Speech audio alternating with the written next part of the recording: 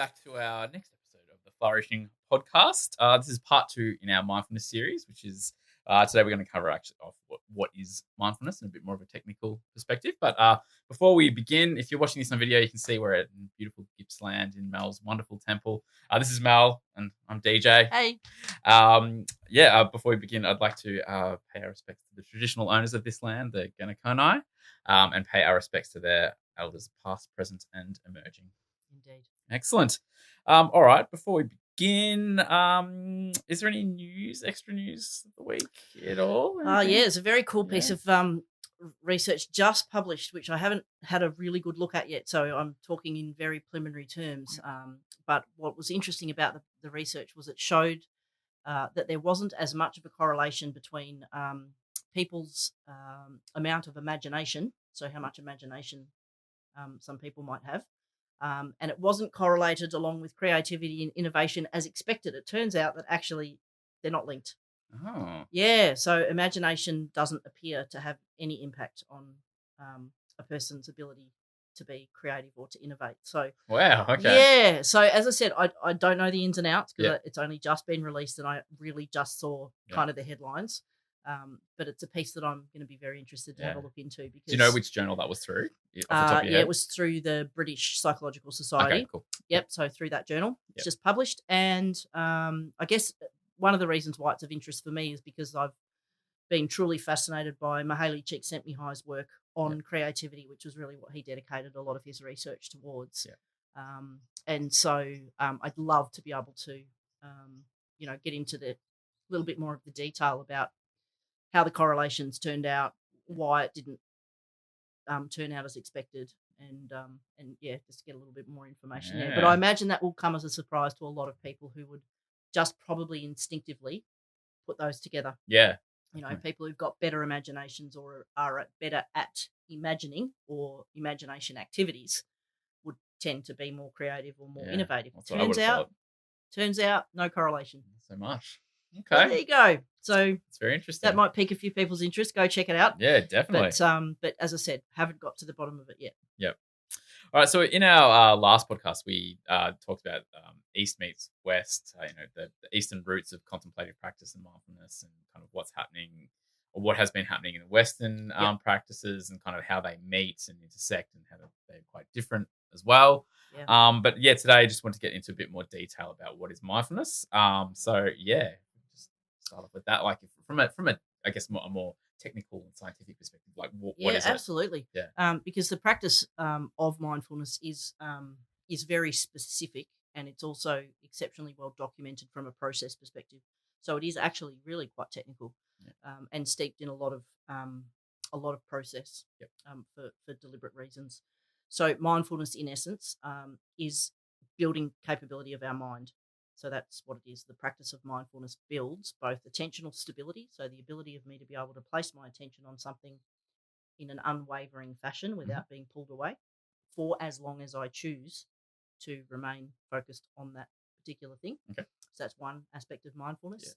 And the other capability is the ability to, if you like, on demand, cultivate particular states of mind that may be both beneficial for me at the time I'm cultivating them, but as a result of cultivating those states of mind, they have long-term benefits. So that, and we talked in the last episode about how your mindfulness practice is just one component, because the benefits of that practice are actually designed to last long after the practice finishes.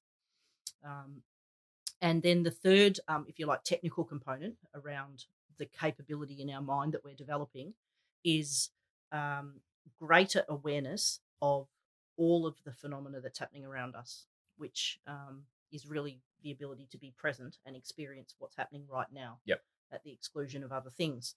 And when we can get that to a level of sophistication, which takes a lot of work, as we spoke about in our last episode, what we can then do is start to distinctly identify the differences between stimulus between phenomena, instead of it all just kind of being a blurry noise of everything that's going on around us. We can pick the furthest sound from the nearest sound. We can distinguish between different sensations in our body rather than just feeling like everything's happening all at once. And that then enables us to really experience the present. Yeah. In its pieces that make up the entirety. So yeah, they're the kind of capacities that we're cultivating. And then of course the benefits that stem from that Yeah. are things like better memory, better retention of information, a much calmer mind from the ability to be able to sustain attention, presence. We know that our relationships improve Yeah, I because was going to mention that. I would imagine that then helps absolutely. your relationships. Yeah. Yep, most definitely. Yeah. It enables us to have much more emotional stability when we're presented with stimulus that creates negative emotion, because if we cultivate the ability to on demand bring up a different state of mind, I can very quickly change potentially feelings of anger into feelings of compassion, um, because I've actually cultivated the ability to control those the feelings that arise. Yeah. So there's lots of benefits there in terms of our reaction to certain things that might happen at a given time. Yeah. Allowing our best version to turn up more often in those moments where we know we're at risk of our best version potentially, flying out the window. Yep. And our less than best version turns up. We start to, and when we talk about emotional intelligence, we often talk about the space between the stimulus and the response. Mm-hmm. And one of the ways to look at the part of your mind that you're building in this particular instance is that capacity in your mind. It's almost like you create a bigger space between that stimulus and response. Yeah. Which provides you with many more options about what that response could be, and the time to in fact activate a different or better or more helpful response. Is there a situation where that response can be too long? That wait time between the response can be too long?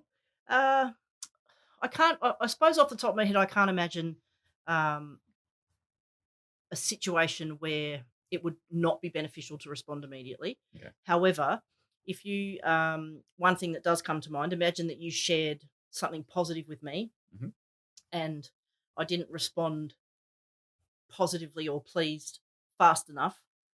If I hesitated, you may potentially question, you'd be like, okay. Was I that happy with that? Am I making up my response now? Am I tolerating? Like, I think possible. I've definitely been in situations like that before.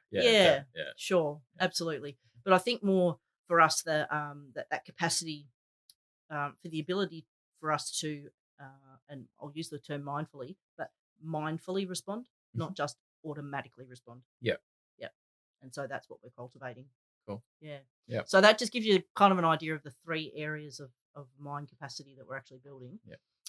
And those are inherent to the practice of mindfulness, regardless of where you're learning it or who it's attached to, and all of those other things that we spoke about in the last episode that potentially cloud our understanding of mindfulness as a practice. It's independent to all of those other factors. Okay. Yeah. Cool. We touched on this a little bit in the last episode, but what kind of compelling research there is out there at the moment? I think you mentioned Richard Davidson. Is that? Yeah, Richie Davidson is quite well known. Yeah. But so is the Singer family. So Tanya Singer, her dad has definitely done a lot of work in neuroscience around mindfulness practice as well. And Tanya Singer recently teamed up with Matu Ricard in one of her studies. Okay. And one of the remarkable things of that study was discovering the difference between empathy and compassion. So it turns out the difference between empathy and compassion. Oh yeah, big time. Yeah, that's interesting you say that, because I think I mentioned this in one of our very early episodes. I'm reading a book called The Happiness Dictionary, which I've been posting a bit of stuff about that as well by Dr. Tim Lomas.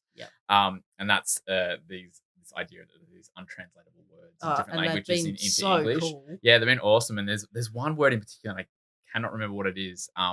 But the word is like this mixture of empathy, compassion, and sympathy. And he delineates between all three, that they are actually very different things. But this word kind of comprised all of them in one. It was really beautiful. I can't think of what the word is, but it was awesome. Cool.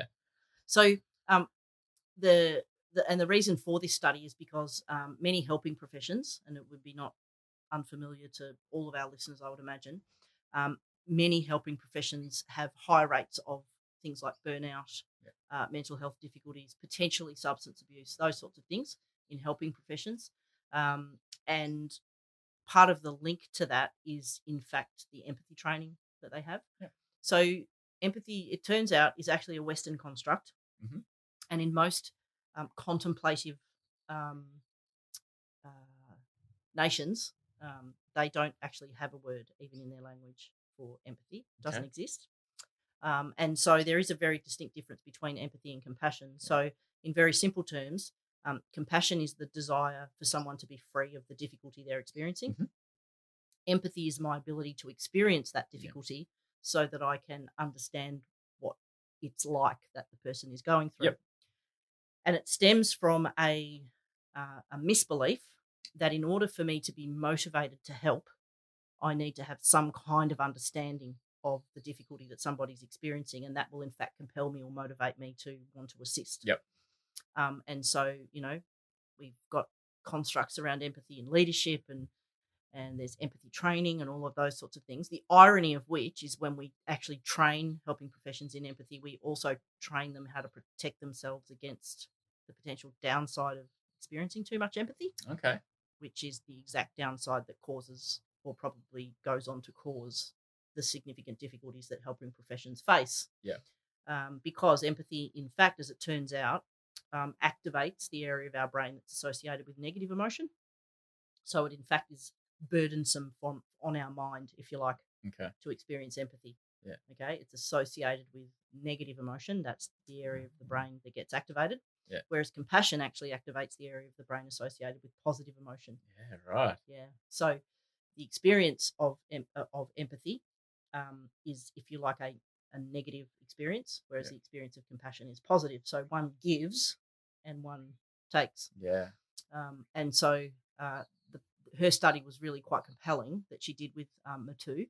And as a result of that, there are now some pilot training programs in some helping professions at the moment to try and say, well, what would happen if we taught a cohort of people in a helping profession in compassion training as opposed to empathy training? Yeah.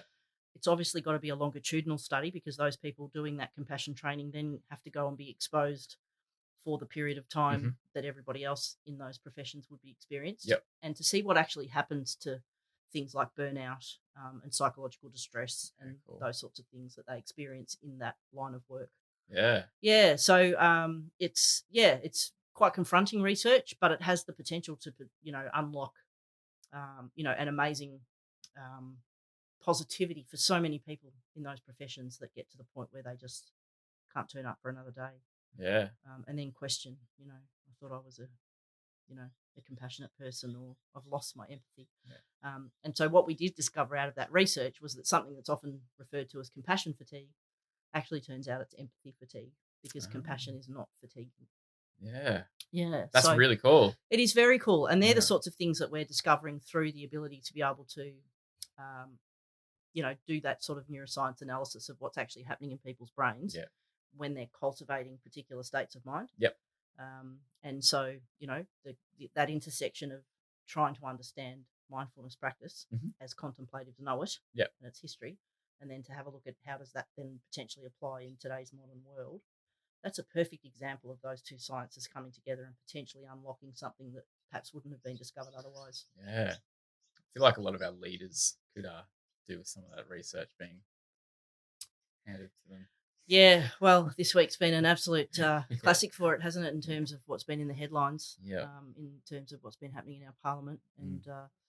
And it's the compassion is just the desire. It doesn't necessarily mean that you can do anything about it, but if you've got a desire to help someone be relieved of their suffering, if you've got a desire that someone be relieved of their suffering, that becomes motivation enough, and it turns out actually more powerful motivation than the empathy motivation. Yeah. So it actually helps people stay in the game longer to be able to. That's super interesting. Yeah. So just one example. Yeah. So coming back a little bit more towards the sort of technical definitions of mindfulness or what mindfulness is really about. There's three main components. One is relaxation. So there's definitely a physical component to mindfulness, but based on the fact that in order to cultivate the types of qualities of mind and capacity of mind we're talking about, that happens best when we have a relaxed physical body. So this is a bit of where I try and point out to people sometimes think they're practicing mindfulness, but they're actually practicing relaxation. Okay. Now, there's nothing wrong with that because relaxation is very good for us to physically rest our body. Yep. There are enormous benefits that we know of that come from that, but it doesn't cultivate any change in your mental capacity. Yeah. Okay. So people who are actually doing relaxation practice won't be getting the mental benefits that they were potentially hoping for Yeah. if there's a bit of a crossover between what they're expecting that practice to do. However, relaxation practice is really an integral part of mindfulness because it's harder, it's not impossible, it's harder to cultivate the type of change we want mentally if we're not physically relaxed. Yep. If we're not practicing in a nice, in a place that is quiet, in a place that is conducive to stillness, to stopping, to interruption. So really, when we look at how do you practice mindfulness, the surrounding components are designed to cultivate an environment that's making it the easiest to cultivate those mental capacities.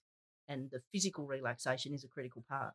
So often a lot of mindfulness practices start with a calming and stilling of the body and relaxing the body and allowing it to settle. Okay. So there's definitely a relaxation component to mindfulness. And then the second part is stillness. And the stillness comes from both physical stillness, but also stillness of experience, being able to actually come into the present moment and stop, allowing some of that background noise to just fall into the background so that it's not prominent and getting in the way of the type of practice we're trying to actually do with our mind. Okay. So those are the kind of first two components. The third component is known as vigilance. And the reason why this is important is because one of the little myths around mindfulness is that you kind of check out, you chill out. Well, that's actually called mindlessness, right? And you will have read about some of that recently in Ellen Langer's book when she talks about mindlessness versus mindfulness. Absolutely. And this is where, there is no distance at all between Ellen Langer's version of mindfulness and our contemplative understanding of mindfulness at all. So if I'm checking out and I'm actually not paying any attention to anything, I'm actually being mindless. Yeah. Right. And so a component of mindfulness practice, and actually the practice bit itself, is the paying attention.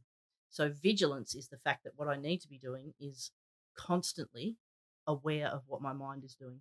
Yeah. So I'm aware when my mind wanders off.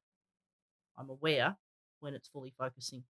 I'm aware if it's getting dull and I'm about to fall asleep and nod off in the middle of my practice, which I've been prone to do because that's definitely the end that I have difficulty with at my practice, right? And I'll have occasionally on retreat had the embarrassing moment where I've snorted a half snore as I've dozed off while everything's completely silent, and then I interrupt everyone else's practice because they're meant to be in the moment, but they all turn around to look at me who's just snorted from the back of the room. Yeah. Don't worry, I'm not the only person that suffered from that. That's hilarious. It is pretty hilarious, but most of the people that are on retreat get that happens. So they kind of, they're pretty relaxed about it. But if you've got someone who's like, turned up for their first ever retreat, they're kind of a bit horrified that someone might actually drop off and snore on the back of the class. And then at the other end of that, and that's what we call laxity, where we just get so dull that we kind of lose our focus altogether and potentially we'll fall asleep. Laxity, Okay. And then excitation is at the other end, which is that state of excitement where we're actually going mad and going, oh my God, get me out of here. I can't stand it.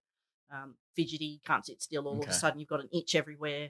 You feel like you've got flies and ants crawling all over you. You have to have a scratch and, you just get to that other end. Oh, wow. Yeah. Yeah, okay. And so they're the sort of two extreme ends of when we're practicing. And the whole point of vigilance is that we actually keep an eye on that and make an adjustment. Yeah. So the practice of mindfulness is that adjustment. That's actually what mindfulness is. Mindfulness isn't the state you reach when there's stability. That's not mindfulness. Mindfulness is the vigilant awareness and continuous adjustment of bringing your mind to the point of stability. Yeah. And that's another bit of a myth, is that everyone thinks there's a destination you arrive at with mindfulness practice. Well, not necessarily, but even like, when you're good at it, because that's what happens. It's like, no. You're not good at it if you stop doing it. Yeah, what you want is the amount of time between each adjustment that you need to make becomes extended. Yeah, okay. That's when you're getting better at it. Yeah. But if you are not making an adjustment, that means you've lost your awareness. Yeah. Yeah. And so Okay. vigilance. So mindfulness is an exceptionally active practice. Mm. It's not a passive practice at all. I'm sure that it surprises a lot of people as well. Like, it surprises me. It's so much more, even though physically Yep. you're relaxed, you're in quiet space, you're not moving around a lot. Absolutely. But Your mind's sharp. what's the whole happening time. in your mind? It's just like so active. Completely active. Is there like studies like the scientists or people have done? Or there's research around the brain activity that's happening when somebody absolutely. is practicing. In terms of the alpha and the gamma and the levels that are reached, absolutely. And so there's quite specific signs of which waves are being produced and for the length of time. Okay. And they are significantly different for experienced mindful practitioners versus a rookie, versus a lay person, versus someone who's never practiced mindfulness at all. And so, yes, there are absolutely distinct. That's cool. Yeah. What's hit the market fairly significantly of late, and we're back to mindfulness again. Yep. Right. Are the headbands that tell you that they make mindfulness easy. I haven't come across those. But Okay. Yep. So basically, they're headbands that will indicate to you those changes, right? And so what they're telling you is to try and keep within a particular range of what the headband will give you some biofeedback on. Okay. And then you make adjustments according to the biofeedback. Yep. Right? All sounds fantastic. And again, there'll be people who'll potentially comment after today's podcast about how fabulous they are. If I just let you into a little secret, if you're not learning to make that adjustment yourself, you're not building that mental capability. Yeah, right. And what that means is you'll be great when you've got your headband on, but you won't be good outside when of that, you're not, because you're waiting for that like stimulus to go. Hey, it's not working properly. Bring it back. Yeah. Okay. So whilst does it make your practice easier? Yeah. It does. Anything that makes your practice easier is stopping you from practicing. Yeah. Does that make sense? Yeah, no, 100%. Because the practice is the adjustment. Yeah. That's the practice. Yeah. Noticing and adjusting. Yeah. And what the headband's basically doing is taking out the noticing bit. Mm-hmm. Well, I mean, like, look at any elite athlete, right? If you put it in that perspective, like, they're not taking any shortcuts. Like, they can't take shortcuts because they've got to, and they're adjusting all the time to be the best that they can be. Absolutely. And there's no shortcut there for them. No, it's the same thing. That's it. And do they use data in lots of different ways to inform their training or their practice? Yes, they do, but they still actually do the practice. Yeah, they have to do it. And they have to do it for a very long time. And the machine can't do the practice for them. Yeah. So my caution, I'm not saying that headbands are wrong, and I'm not saying that they're they're a farce and that you're being ripped off if you use one. Again, just be aware that it's possibly not providing you with what you think it is if you actually think that it's going to make you a better mindfulness practitioner. Yeah. Unless you're actually doing the practice of learning to be aware and make those adjustments yourself, it'll actually just cheat you on one of those steps. Yeah. Which means if you don't have that available to you during a meeting that's not going well, oh, excuse me, I'll just put my headband on so that I can keep my mind calm. I want you to think about it like that. Yeah, definitely. Yeah. While you got your headband on, happy days. Yeah. Yeah, that's what happens afterwards. Okay. Yeah. No, I don't have shares in any headband companies, clearly. It's like wearable tech taken to another level. It is. Yeah. And I'm not saying, like, as I said, if it can add value, great. But we do have to be cautious about where we cross the line of adding value. Yeah. And we're using something to kind of cheat the process. Yeah. And as soon as we're trying to cheat the process, as soon as we're trying to find the shortcut, we're actually cheating ourselves out of building the potential outcome that we're actually, the reason why we picked the thing up in the first place is in fact distracting from our ability to get what we want rather than enhancing our ability to get where we want. Do you think the creators of those products kind of know that? Or are they like is there like an element of them like going, yeah, cool, we can make some pretty sweet cash out of this? Look, or is it or am I being a bit too pessimistic? I don't think you're being too pessimistic. I'm sure that for many of the motivation behind a lot of those products hitting the market is that it's meant to be a helper, not a hinderer. Yeah. But if they're not really ethically and authentically applying the science, and remember the science is not absolute in this space. It is so superficial is how I'll describe it. Any Okay. of the findings, whilst they're fascinating, they're just at the surface level because Yeah. there's so much more for us to understand, and we're very early days. If we're not, I've got no problems with putting something out there like that, but it's about the reality of what we promise that it can do. It's about making sure that people use it in pursuit of still the right outcome. Yeah. But if it's just the shortcut, if we're marketing it as being, hey, this is an easy way to do mindfulness, there actually isn't an easy way to do mindfulness. You have to sit, you have to stop, you have to be still, and you have to be vigilantly paying attention and then making an adjustment. Yeah. If you're not doing that, you're not cultivating that capacity, right? So if, for example, I could use the band to get more familiar with what it feels like when moments change, great, as long as the majority of my practice is without the band. Yeah. So I get more familiar. I catch those moments maybe a bit quicker than I would have otherwise, and I make those adjustments. Okay. That's where it could potentially enhance somebody's practice. Yeah. But it's certainly not going to enhance their practice if that's what they use, because it makes it easier. Yep. Okay. So that's, I guess, how I would look. Big Pharma, are we creating medicines purely to make money? Absolutely, we are. There's no question that that's happening. So, have we got gimmicks out there that actually don't do anything that they promise, and people spend millions of dollars on them? Yep, that happens too. I don't know where the headbands sit.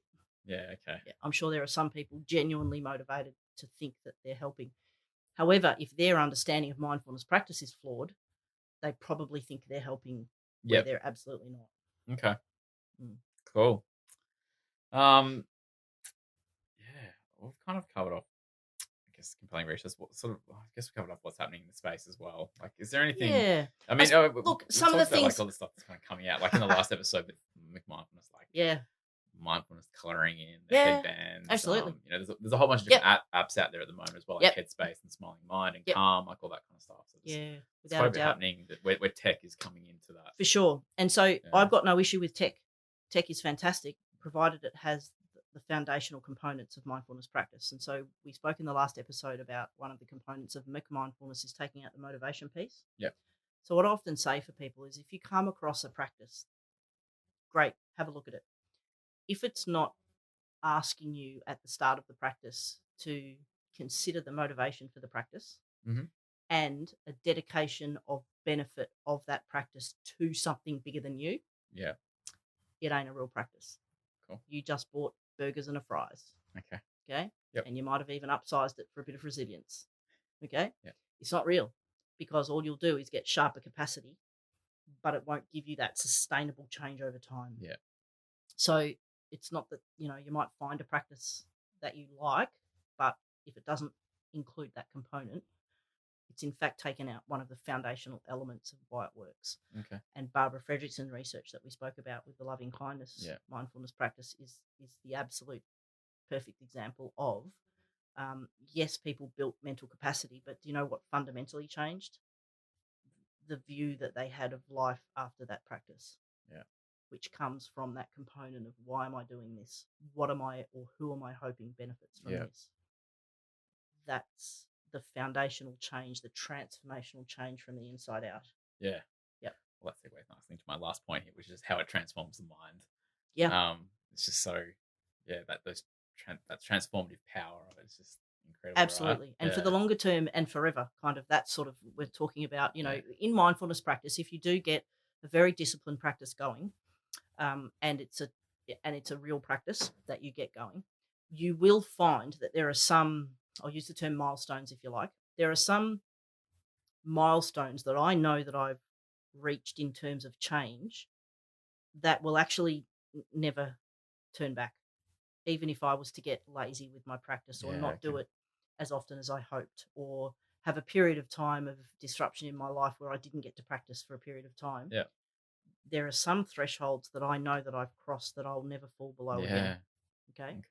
But you've got to have a disciplined practice to manage to get over those particular thresholds. Cross that threshold. Yeah. Okay. And so, yes, there's a variability as you go. There's no question. There's another great famous teaching sort of story that gets relayed in traditional Buddhist teaching.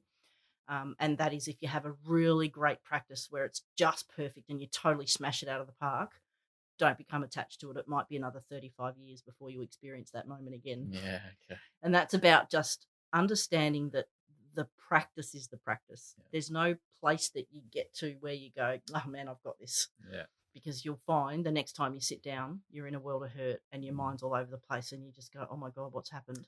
Well, that's the practice. Sit, pay attention, notice the change, make the adjustment. Notice the change, make the adjustment. Yeah. That's the practice. That's what Alan Langer talks about in, Yeah. in her book, is that it's focus on the process, not the outcome. Absolutely. Right? Yeah. Yeah. Yeah.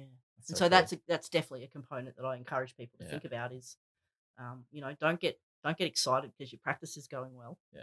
Because I'll often use it as an indicator that I need to up the challenge. If I'm starting to find it too easy, that means I'm getting lazy.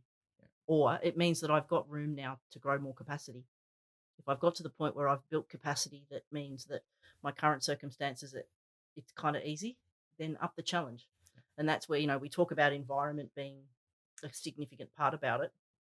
Sometimes just a challenge, I'll deliberately go and sit in a noisy cafe and try one of my mindfulness practices and see how stable I can keep my attention with the added distraction. Yeah. Because I've got to work a lot harder. Yeah, definitely. So if I get to the point where I go, this is so easy for me to reach, if I'm in a nice quiet space with no interruption, I can get there really quick to that point of stability. Yeah. I go, all right, let me put it to the real test. And how about I sit outside, or how about I, go and sit in a noisy cafe, or next time I'm shopping, I'll try and do it while I'm walking around picking groceries off shelves. It's like upping your weight limit when it's the challenge. If you're like a bodybuilder or you just go to the it's gym. No it's like, different. Yeah. It's no different if you're in endurance and you add another 5Ks on, or another 5 kg that you want to bench press, or you want to get a backhand that goes a little bit closer to the line without going out. It's about upping that challenge. Yeah. And then as soon as you find that you're smacking the ball out every time, you go back to basics, don't you? You go back and go, hang on a minute, how about I just go back to basics of that swing and get those components right? It's no different. No, not at all. It's no different. Just because it's about the mind, it's sort of, I guess it's just, you don't really think of it that way. And we, as Western society, we value all things physical. Yeah, of course. Yeah. All things physical. But we don't place that same level of value on our mental capacity. We don't think about training our mind, but we do think about training for a sport or a skill or a... Well, it's like this. It's like, I'm sure it goes hand in hand, the stigma behind mental health, which is thankfully, I think it's changing. It certainly is got a long way to go, Yeah, but you're right. If I break my arm and have a plaster on it, no one batters an eyelid. Yeah, People come up and go, "Oh, what did you do?" Yeah. "Oh, I broke my arm," and we tell a really cool story about potentially how we broke our arm. But if I've got a broken mind, everyone's kind of like, "Ooh, let's not talk about that," or "It's a bit awkward," or "How did you break your mind?" Actually, I don't want to. I'm not sharing that. Yeah. So we've got a long way to go, absolutely. But if we place the same amount of value in training our mind, having a stronger mind, having a more capable mind, having a mind that can do some pretty cool, interesting things, just like we do around our physical pursuits. Yeah. Just imagine. Yeah. Excellent. Humans being better humans. Exactly. That's what it's all about. That's what we're all about as well. Yep. Awesome. All right, I think we might leave it there for this episode. Great. So we've got one more episode in our mindfulness series, where I believe we're going to touch on, we're going to go into more depth on Alan Langer and her work. Yeah, absolutely. I believe, which is very much looking forward to, because I'm about 2/3 of the way through her book Mindfulness, and I have another one of her books to read as well. So I'm really looking forward to that discussion. It's going to be awesome. Can't wait. Well, thank you for listening. As usual, you've been listening to the Flourishing podcast with DJ and Mel, brought to you by Mind Insurance. So have a good one. Thank you. Thank